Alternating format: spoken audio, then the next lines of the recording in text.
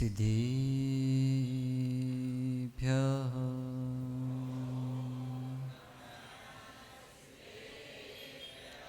जय मंगल भूदाड़म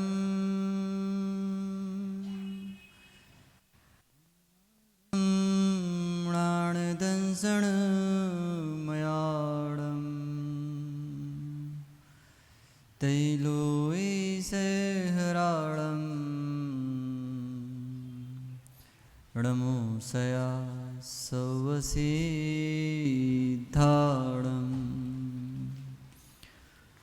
णमो अर्हन्ताड़म णमो सिद्धाड़म णमो आयिरियाड़म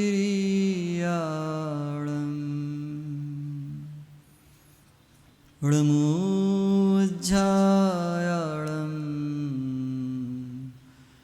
णमो लोय सवसाहोड़म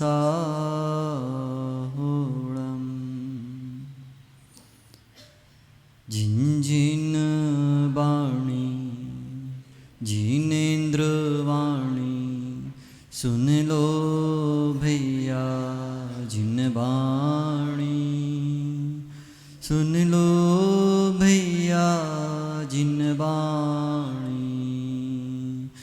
देख रहा जो अपना अपना बोना अपना अपना है देख रहा जो अपना अपना बोना अपना अपना है छोड़ो सब भ्रम अपना है छोड़ो सब भ्रम अपना है जिन जिन वाणी जिनेन्द्र वाणी सुन लो भैया जिन वाणी सुन लो भैया जिन वाणी भक्ति में होती शक्ति इतनी जो स्वर्ग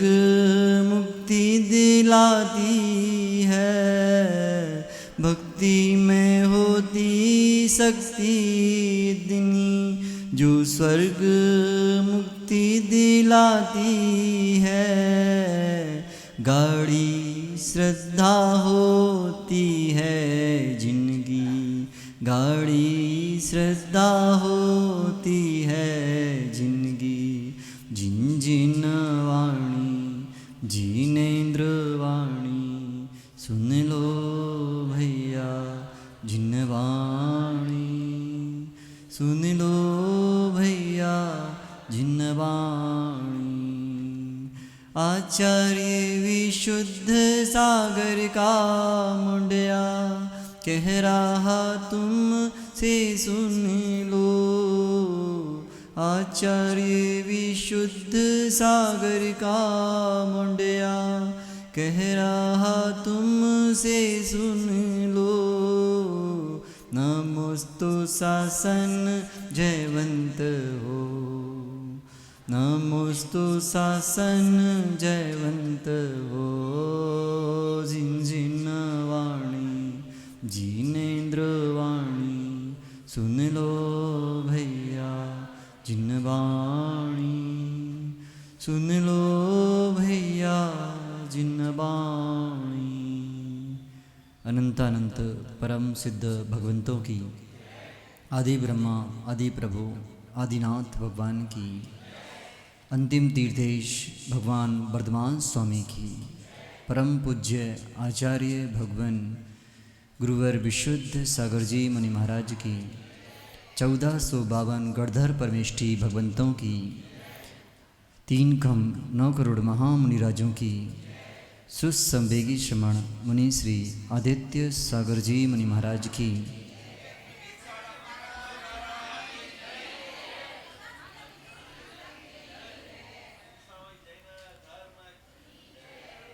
भगबंधु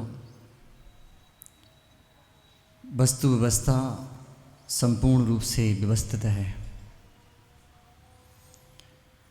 और वही जीव वस्तु व्यवस्था को समझ पाएगा व्यवस्थित रूप से, जो समझेंगे कारण और कार्य व्यवस्था को। क्योंकि आचार्य भगवंतों ने कहा है, कारण के बिना कोई कार्य नहीं होता और बिना कारण के कोई कार्य भी नहीं रहता। इसलिए समझो कारण कार्य व्यवस्था को। एक सूत्र हमेशा अंतस में बिठा कर रखना, कारण के सदस्य ही कार्य होते हैं। क्या? कारण के सदस्य ही कार्य होते हैं। जैसे आप लोग यहाँ आए हैं और भी लोग हैं इस भीलवाड़ा में, लेकिन सबके पुण्य की बात नहीं है। कुछ लोगों का पाप कर्म भी चल रहा है, जो साक्षात प्रभु की देशना यहाँ खिर रही है, फिर भी यहाँ उपस्थित नहीं है। उसके पीछे कारण हैं जो आपकी पुण्य से रक्षा करे। क्या? जो आपकी पुण्य से रक्षा करे उसे पाप कहते हैं। और उनका पाप कर्म का उदय चल रहा है, जो घर में बैठकर टीवी देख रहे हैं। और किसको देख रहे हैं? टीवी के साथ नहीं, साथ में रहने वाली कौन है वो, उसको देख रहे हैं। तो ये सब चीज़ें कब समझ में आएंगी जीव को? जब कारण कार्य व्यवस्था को समझेगा। परिणाम होते हैं जाने के, फिर भी आ नहीं पाता। उसके पीछे कारण है। इसलिए आप सबके पुण्य की भूरी भूरी अनुमोदना है कि आप लोग यहाँ उपस्थित हुए हैं। क्योंकि बहुत सारे लोगों के परिणाम नहीं होते। आज हम जो विषय पढ़ने जा रहे हैं उसके पीछे भी बहुत सारे कारण उपस्थित होते हैं, तब जाकर के ये सब रिद्धियाँ प्रकट होती हैं, जिनका अपन अभी स्त्रोत पढ़ेंगे। वो सामान्य स्त्रोत नहीं है, ये ध्यान रखना। जितने भी कार्यों की सिद्धि करना हो, हालांकि ये ग्रंथ जो हमारे सामने हैं, पृष्ठ आप लोग खोल लेना गलधर बलय का, ठीक है। ये अज्ञातकृत है कृति, लेकिन विशिष्ट है। भक्तांबर में भी इसका प्रयोग होता है। नमो जीर्णम आदि पाठ आप करते हो तो उनमें सब विशिष्ट रूप से इनके फल प्राप्त लिखे हुए हैं। तो सबसे पहले एक बात जरूर याद रखना कि जो भी हम भक्ति कर रहे हैं उसका उद्देश्य लौकिक आकांक्षाएं नहीं होना चाहिए। क्या?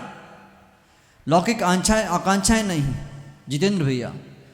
पारलौकिक सिद्धि के लिए, मतलब आत्मा की सिद्धि के लिए हम इस मोक्ष मार्ग में उतरे हैं। या शिवरार्थी आप बनकर आए हो तो किस लिए आए हो? कि हमारा यहाँ से जाने के बाद बहुत सारे काम बन जाएं। कई लोग जाते हैं इसलिए कि शादी नहीं हो रही है, तो एक आध लड़की देख लेगी तो जाकर के बताएगी वो धर्मात्मा इंसान है और हमारी शादी हो जाएगी।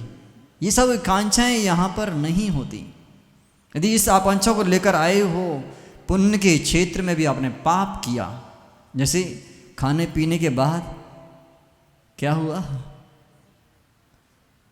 निद्रा देवी आ गई और हम सो गए। सोए कि नहीं? बहुत सारे शिवरार्थी सो गए थे ना? नहीं सोए? हम जब वहाँ से निकले 1 बजे तो बहुत सारे लोग हॉल में थे। ऐसा मत कहो। कौन कौन सो रहा था?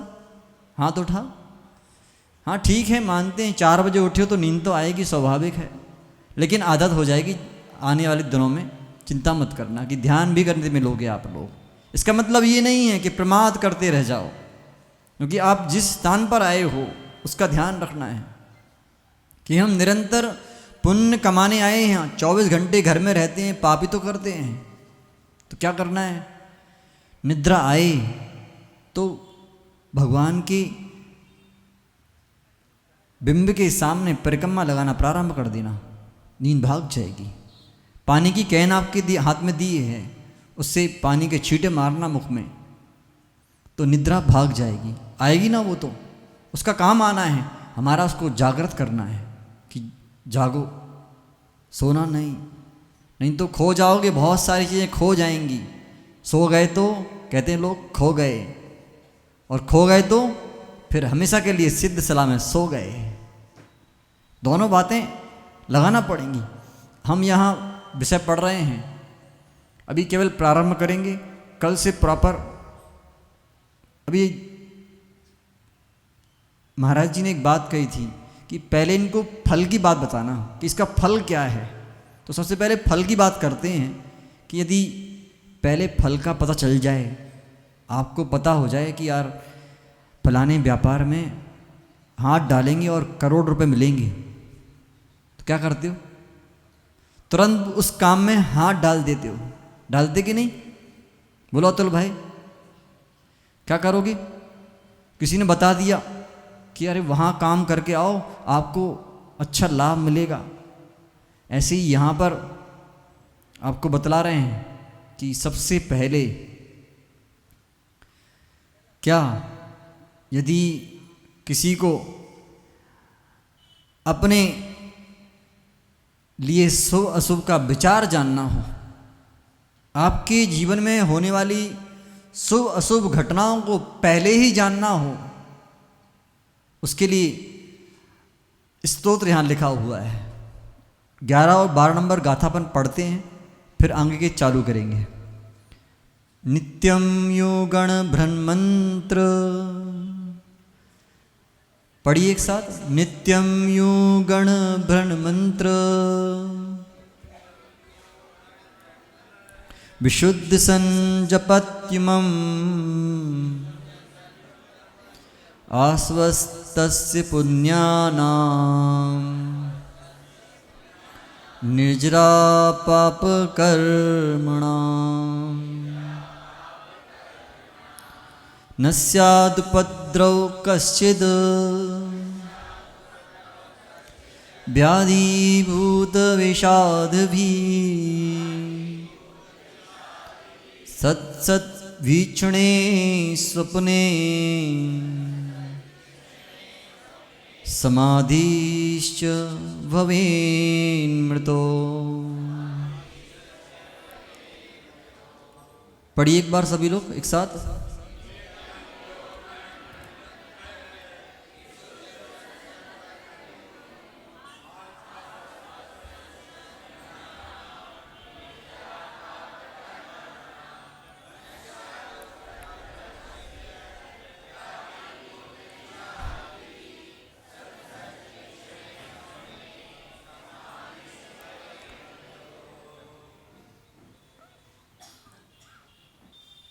एक बात यहाँ लिखी है, जो प्रतिदिन शुद्ध मन से,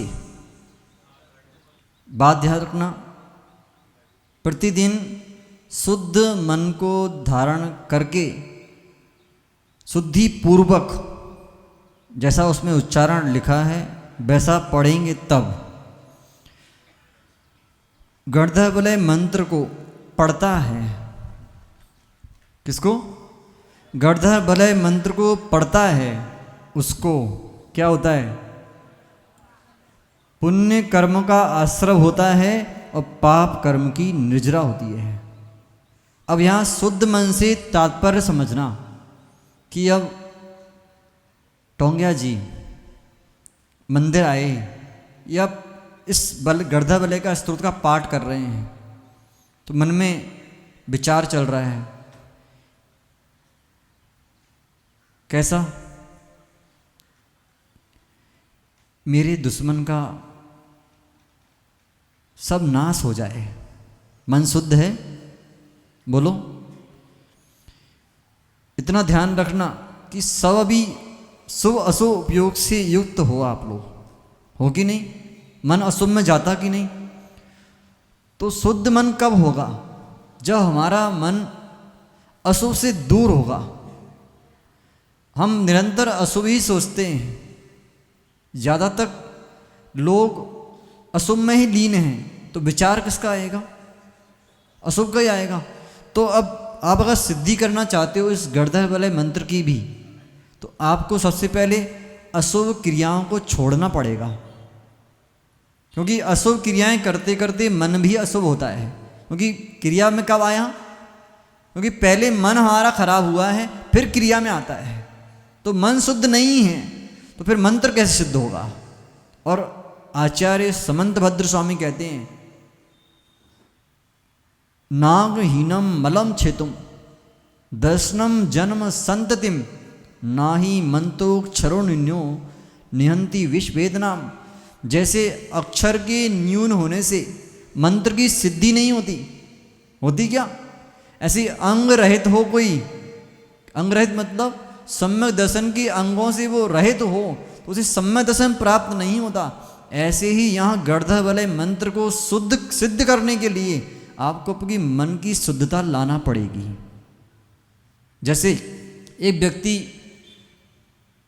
कि यहाँ एक बच्चे का मरण हो गया, सुनना कथा, रोचक कथा है, आपको भी लगेगा कि हाँ ऐसा भी हो सकता है क्या। एक पुलिया के पास वो बच्चे को गाड़ दिया गया। वो बच्चा मरा नहीं था, किसी सर्प के कारण वो बेहोश हो गया और लोगों ने सोचा कि अब मर गया है, उसको गाड़ दिया जाए।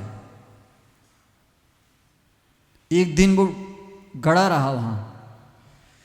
कुछ समय बाद वहाँ से 2 मांत्रिक निकले, मांत्रिक। तो उन्होंने क्या किया कि थोड़ा सा थकावट हुई तो पुल के पास बैठ गए।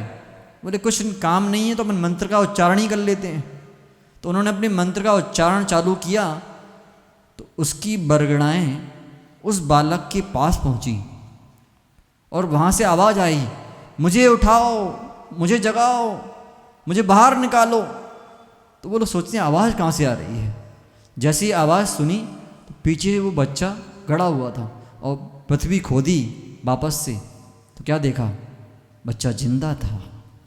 ये मंत्र का प्रभाव था कि बच्चा वापस आ गया। जबकि कहाँ वो घटना हुई, कहाँ मंत्र उच्चारण हुआ। मन की शुद्धता होती है, मंत्र की शुद्धता होती है तो व्यक्ति के वचन भी लग जाते हैं।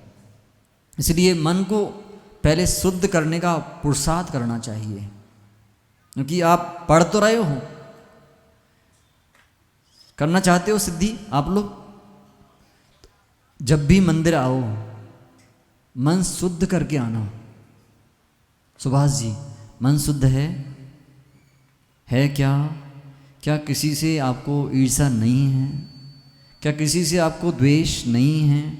अगर हो, आपकी बात नहीं कर रहे हैं, आप तो उपलक्षण मात्र हो। ऐसे कई लोग हैं यहाँ जिनको किसी ना किसी से द्वेष है, और द्वेष है तो मन शुद्ध नहीं है। शुद्ध मन वालों की बात है माँ शुद्ध मन? क्या सासू से ईर्ष्या नहीं करती? क्या बहू से ईर्ष्या नहीं करती? तुमसे अच्छी गोरी बहू आ गई तो अरे मेरा कलर थोड़ा डाउन है, तो मन अशुद्ध हुआ कि नहीं? आप चाहो हम सिद्धि कर लें, 3 काल में नहीं होगी। जहां पुण्य आश्रव होना होता था वहां पाप का आश्रव और हो जाएगा। इसलिए मुख्य उद्देश्य पहले पढ़ने के पहले इसलिए उद्देश्य बता रहे हैं कि मन हमारा शुद्ध हो तो जाए पहले, फिर तो हम आगे की बात करेंगे। तो करोगे आप सब लोग मन शुद्ध? कम से कम 10 दिन कर लो। भोजन करते समय किसी ने सामग्री नहीं परोसी या भूल गया वो, तो आपके मन में क्या आया? बोले ये तो हमारा दुश्मन है, इसने इसलिए हमको परोसा नहीं है। होता कि नहीं कई बार अपना ही द्वेषी व्यक्ति सामने आ जाए परोसने के लिए, तो क्या करते हो? अरे इसको मुझसे द्वेष है इसलिए इसने मुझको परोसा नहीं है। आता कि नहीं? बोलो, ये मन में भाव आते कि नहीं? आते हैं। तो मन शुद्ध नहीं है तो यहाँ बैठकर कोई मतलब नहीं निकलेगा।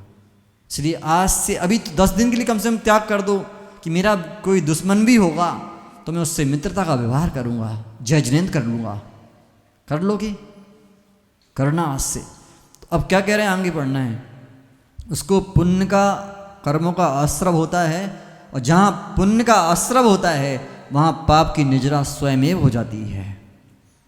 और सुनो, विष आदि होने से होने वाले रोग, माना कि किसी ने फल खा लिया विष रोग वाला, और जो गणधर वाले मंत्र का पाठ कर लेगा उसका विष का रोग भी उतर जाएगा। और भूत किसी को लग गए हों पिशाच किसी को लग गए हों तो क्या होगा, इस मंत्र की आराधना करने से आपके भूत पिशाच आदि रोग भी दूर हो सकते हैं। फिर जो बाधाएं आपको जीवन में आ रही हैं वे भी किससे दूर होंगी, इसी स्रोत से हो सकती हैं।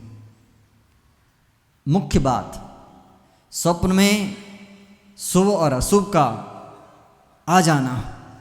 जैसे कि आप किसी एग्जाम हॉल में बैठे हैं, अतिशय भाई एग्जाम हॉल में बैठे हो आप, और आपसे ही कह रहे हैं, आप कहाँ पीछे देख रहे हो, एग्जाम हॉल में बैठे हो और एक प्रश्न आपके मन में आ ही नहीं रहा, प्रश्न आ गया है पेपर पर और उत्तर नहीं बन रहा है।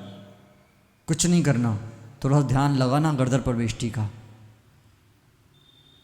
प्रश्न का उत्तर भी आपको मस्तक में आ जाएगा। पढ़ के नहीं गए तब भी। और कहते हैं कि जब आप पढ़ने बैठो और इस गर्दन वाले को सिद्ध आपने कर लिया तो हो सकता है पूरा का पूरा पेपर आपके मस्तक में आ जाए। ऐसा भी हो सकता है, हुआ भी है। एक व्यक्ति की यहाँ घटना घटी कि रात में स्वप्न आ गया कि आज घर में आग लगने वाली है। उसने पिताजी को बता दिया कि आज ऐसी घटना घटने वाली है, लेकिन वो पिताजी विश्वास ही नहीं किए। जब आग लगी तब बोले कि लड़की से, तुझे किसने बताया था आग लग जाएगी? बोले पिताजी वो आया था स्वप्न में। तो जब अशुभ घटना भी सामने आ रही है और हम टाल नहीं पाए तो हम मूर्खी तो कहलाएंगे। तो पिताजी क्या कहते हैं, तू पागल हो गई है, तेरे को दिखाना पड़ेगा डॉक्टर को। लेकिन जबकि उसने सत्य कहा था। ऐसी कोई घटना और घटी एक साथ कि ऐसा होने वाला है, फिर बताया उसने तो सही में पिताजी बोले कि पागल हो गई क्या, सब घटनाएं तेरे को सामने समझ में कैसे आ रहा है। तो ये सब चीज़ें आपके जीवन में घटित हो सकती हैं। चाहते हो आपने शुभ अशुभ का ज्ञान पहले कर लो, चाहते हो तो गर्दा भले को शुद्ध मन से पढ़ना प्रारंभ करना। अभी हम चालू करेंगे, समय अपना दौड़ गया। एक और, मरण समय में समाधि मरण होता है।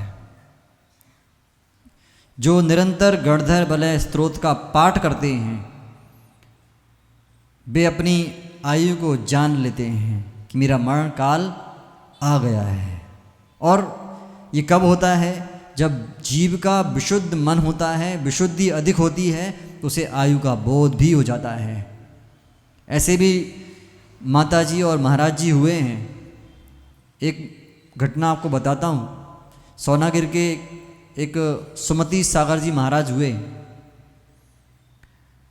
कि निरंतर वो गर्दा बलय का पाठ करते थे।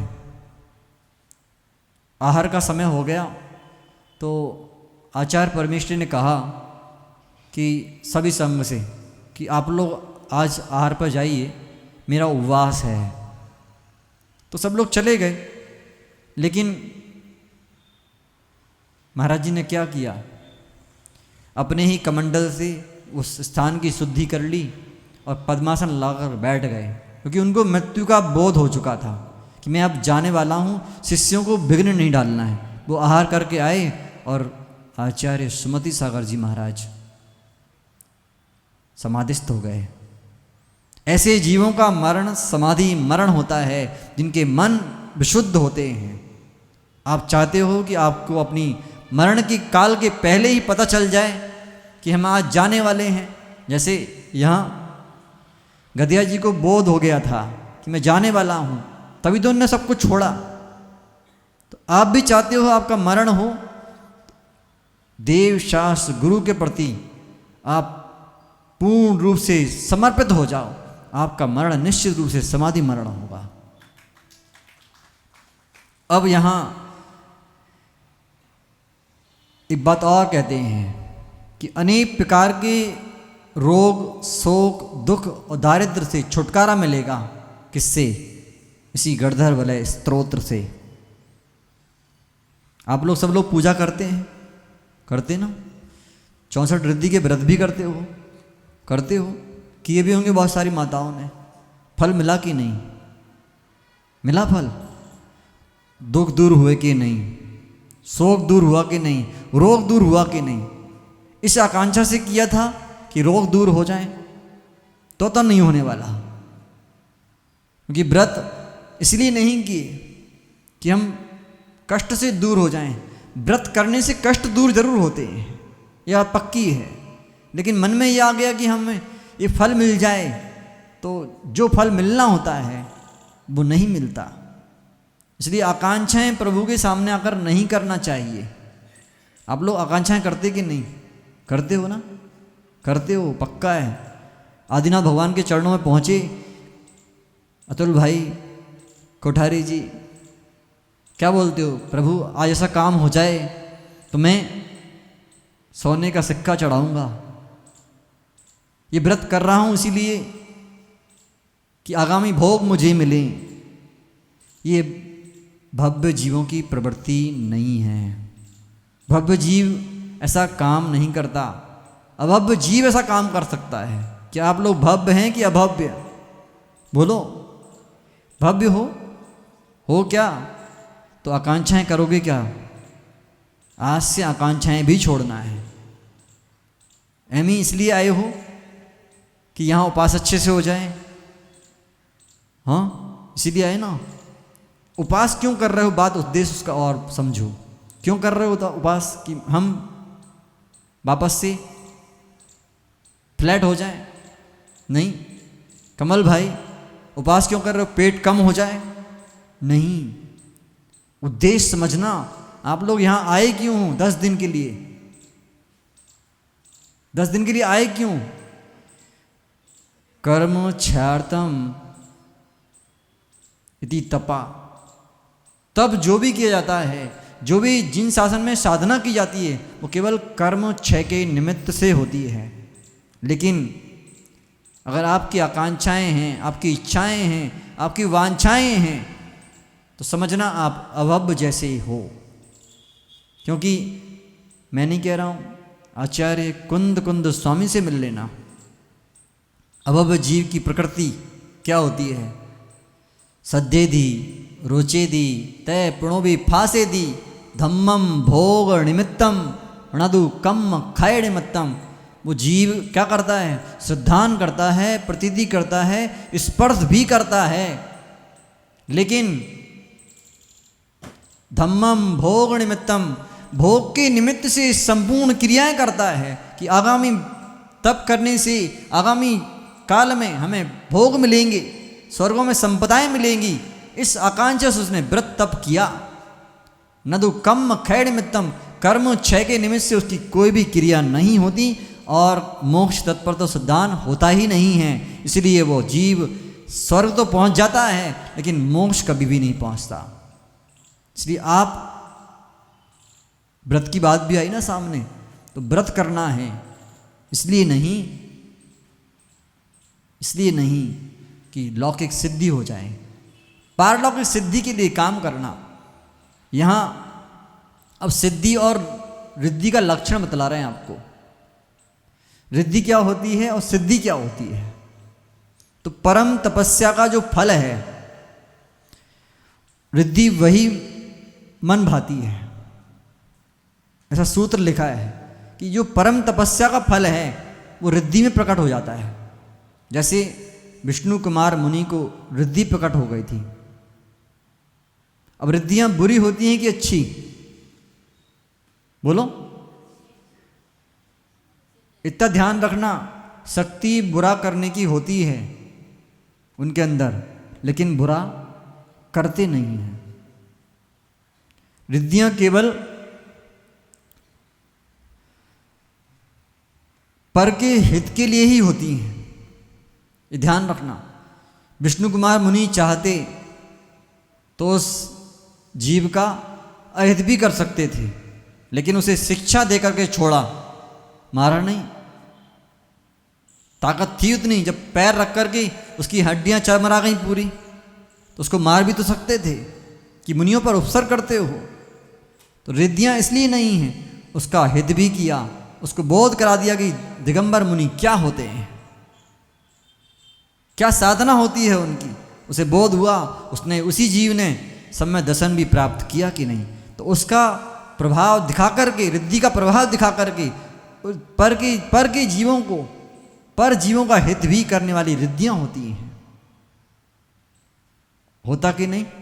लेकिन मंत्र सिद्धि क्या है? ये मिथ्या दृष्टि जीव को भी हो जाती है। किसको? रिद्धियां परम तपस्या के फल का उदय है, लेकिन मंत्र सिद्धि सामान्य व्यक्ति को हो सकती हैं। इसका दुष्प्रभाव भी होता है।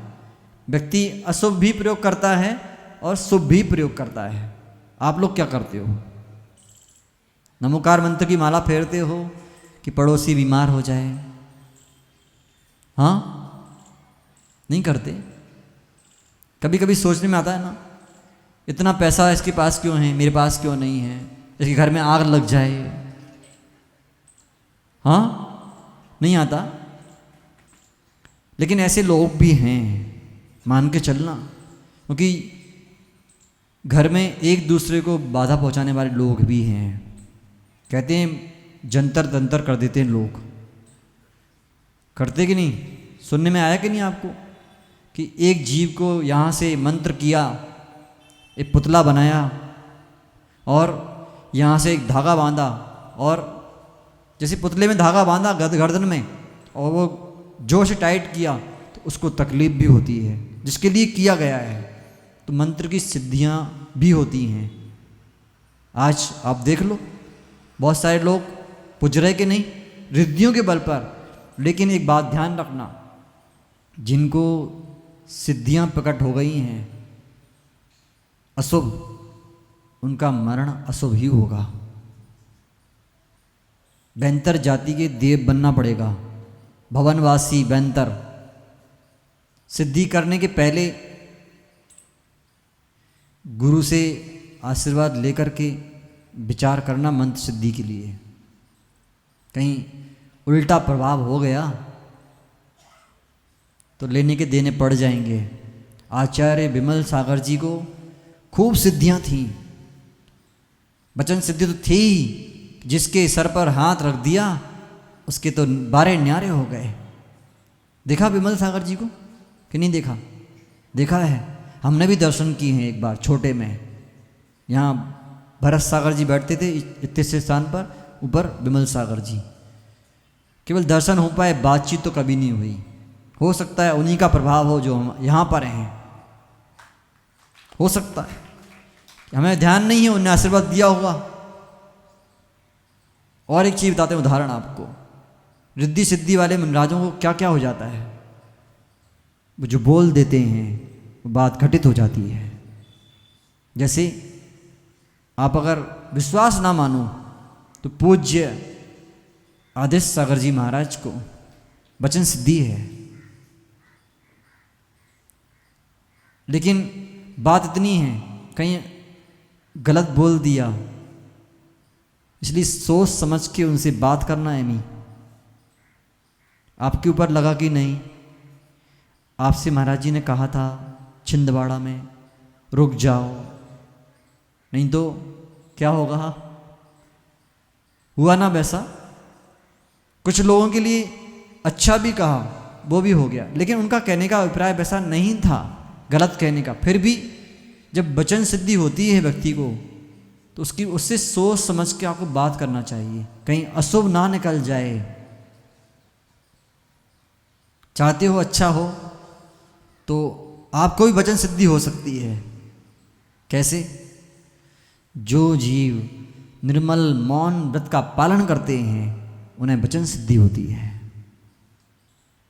उदाहरण विमल सागर जी का, उन्होंने कहा था पन्ना में, छोटे महाराज को बुलाओ। वो कहाँ हैं? कौन? छोटे महाराज कौन? आचार्य विश्व सागर जब मुनि अवस्था में थे गुरुजी, तब बुलाया उनको। बोले छोटे महाराज कहाँ हैं? वो बुला उसको। जैसे बुलाया और कहा जा, तेरा चारों तरफ डंका बजेगा। आज उनकी वाणी फलित हुई है। जब वचन सिद्धि होती है जीव को, तो सारे काम होते हैं। एक घटना से आपको जोड़ रहा हूं अभी मैं, आचार्य विमल सागर जी की है। शुभ अशुभ का फल कैसे ज्ञात होता है देखो ना, उसकी बात चल रही ना। तो एक घटना औरंगाबाद की है। औरंगाबाद में आचार्य परमेष्ठी प्रवचन कर रहे थे। प्रवचन सभा समाप्त हुई। एक पुजारी को सामने से बुलाया, बोले इधर आओ। बोले फलाने व्यक्ति को बुलाकर आओ, नाम लिखकर बताया कि जाओ भूरामल नाम के व्यक्ति हैं, उनको लेकर आओ। और उनसे कहा कि अब तुमको अष्टांग का पर्व आ रही है, 8 दिन तुमको विधान करना है। व्यक्ति भौचक्कर रह गया। बोले आचार्य महाराज, घर में खाने को दाना नहीं है, आप बात कर रहे हो विधान करने की, कहाँ से लाऊंगा?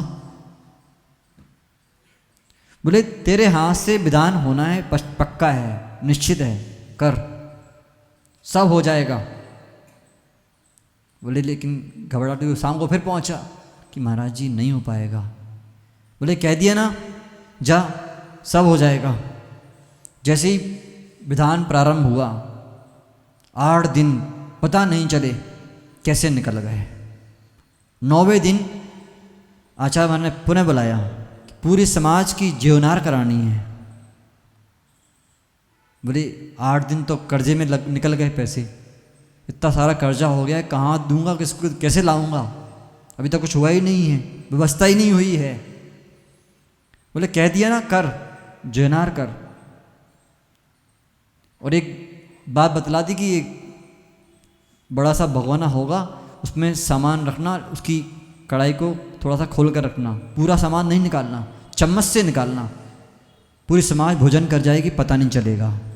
हुआ भी वैसा ही, पूरी समाज भोजन कर गई। औरंगाबाद की समाज भोजन कर लिया, पात्र खाली नहीं हुआ। अब क्या, लाखों रुपए का कर्जा उसके सर पर आ गया। आचार्य महाराज ने 9वें दिन रात में फिर बुलाया कि भैया 2 दिन बाद एक व्यक्ति रात के 12 बजे तेरे पास आएगा। देखो, शुभ संकेत मिल जाते हैं, अशुभ भी मिल जाते हैं। 12 बजे रात में एक व्यक्ति आएगा, जो काम तुझको दे वो तू ले लेना। बोले हाँ ठीक है, नमोस्तु। 11 बज गए, वो इंतजार कर रहा है कोई आएगा। हुआ क्या, 12 बजे घंटी बजी। कौन है? भैया आज बहुत ज़रूरी काम है, चलो, हमारे फैक्ट्री में आग लग गई है, वहाँ सब ठीक करना है। उसे काम मिला, और काम में इतना पैसा मिला, इतना पैसा मिला कि आज वो जीव साल में एक बार एक गांव है नांद गांव, वहाँ पर भोजनशाला चलाते हैं, और करोड़पति आदमी है। कैसे? आचार्य विमल सागर जी की वचन थे, जब दिगंबर मुनियों का मन निर्मल होता है तब उनसे बात करने पर आपके सारे कामों की सिद्धि हो सकती है। जितेंद्र भैया, बात लगती कि नहीं? बोलो। बहुत सारे लोग हैं यहाँ, आपको पता नहीं है अभी, जो पूज्य श्री से जुड़े हुए हैं, उनके सारे काम हो रहे हैं यहाँ। नैवेद्य कहाँ है? बोलो भाई, काम हो रहा कि नहीं? अतिशयोक्ति नहीं करते, जो फैक्ट है सो है।